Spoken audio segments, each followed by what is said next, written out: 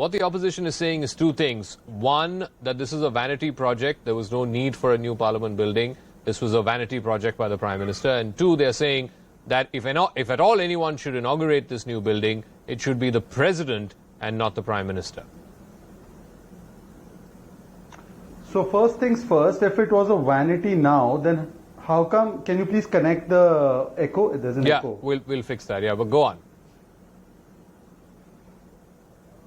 This was a vanity in 2022. How come it was a priority in 2011-2012 where Mr. Jairam Ramesh and no less than Meera Kumar, the Speaker, herself gave approval for the new building? So 2012 mein priority, but now it has become vanity. So this shows the hypocrisy, and Congress is the mother of hypocrisy. Now, as far as the President is concerned, first of all, on the constitutional scheme of things, let me tell you, Zaka, the President heads the executive, the legislature is Parliament, the Parliament is headed is by the Speaker has invited the Prime Minister, who also sits in Parliament. The President actually doesn't sit in Parliament. And if this was constitutionally incorrect, Zaka, not only the instances of Prime Minister Indira Gandhi and Rajiv Gandhi, who inaugurated various parliamentary installations, but let me show you something very interesting. This is the picture of the Assembly of Manipur being inaugurated by whom? Not even the Governor of Manipur or the Chief Minister, by Prime Minister Manmohan Singh. This is another interesting one. Tamil Nadu Assembly, not by the Governor, by Sonia Gandhi and Manmohan Singh. And this is Tripura Assembly. Now pray and tell me, if the President should be inaugurating the Parliament building, then how come Prime Minister Manmohan Singh was inaugurating Assembly building? Shouldn't it have been the Governor? But forget that also. If they have so much newfound respect for the Honourable President, they should now start by saying sorry that we did not vote for her. Instead, we voted for a turncoat like Yashwant Sinha. And they must also tell us that this is the same Congress party, and Ajoy Kumar is joining us, who called her a person, quote unquote, of evil mindset. Okay. In fact, the JMM took opposition to that. So much for the Samman for Draupadi Murmuji, they boycotted her first speech. So please, I think this newfound respect that they have, having said that, it doesn't evade the fact that Congress, every project which is done in national interest, they do a U-turn and they start opposing it. Perhaps this time because they're not getting to eat any commission out of it. So maybe that's why. Or let me ask, they don't like Atmanirbhar. Let me ask Riju Dutta, as we await Dr. Ajoy Kumar's line to be put through. Riju Dutta, today the TMC has become the first opposition party to officially say that you will not be part of the inauguration ceremony on Sunday. Now, I said this at the opening of my show as well, that this Parliament building is going to long outlast Modi. Modi, is not going to be in power forever. But this Parliament building is for all parliamentarians, for ruling party and for opposition. So tomorrow, those who are in opposition could be in power. Why don't you see this in the spirit of democracy, that this institution is going to far outlast individuals? And therefore, when a new institution is being inaugurated, you should be part of it. Why are you boycotting it? Right. Zaka, like you rightly pointed out, it's the temple of democracy.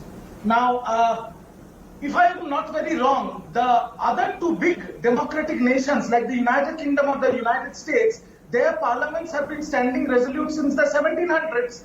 So all of a sudden, the Congress before and now the BJP have wanted this. Now when the Central Vista project started, I clearly said it and my party said it, that when it was started, it was in the midst of the COVID crisis where people were gasping for breath and dying due to lack of oxygen in Delhi. This project was being continued. Now, third point, we always believe that the President should inaugurate. Now, the counter claim that BJP said that Rajiv Gandhi opened the parliamentary library, they opened the Vidhan Sabha. Okay, if there is an annex building that the Speaker can inaugurate, if there is a chai ka tapdi tomorrow inside the Parliament, Shehzad can also inaugurate. But as the largest, as the temple of democracy, which will house the upper and the lower houses, we believe the head of the Constitution, the President should inaugurate.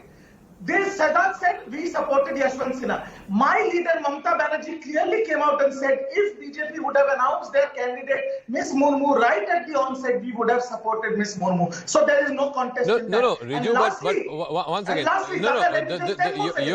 you are saying, oh, you opposed it in 2020 when there was COVID and people were gasping for breath. That was 3 years ago.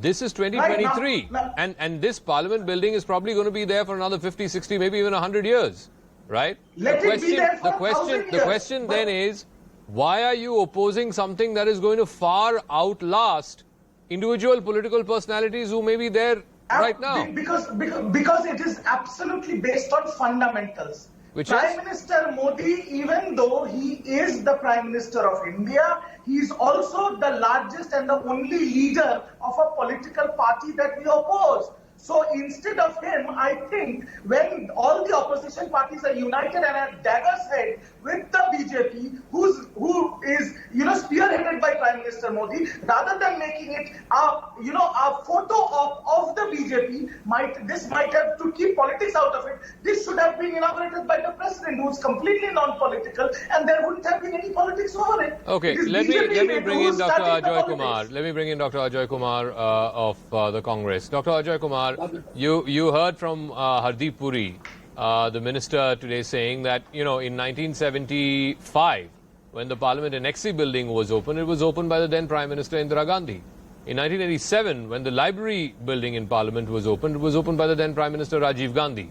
If it is kosher for two former Prime Ministers of the Congress party to inaugurate new buildings that have come up within the Parliament complex, why is it not kosher or not okay for the current Prime Minister to inaugurate the new Parliament building?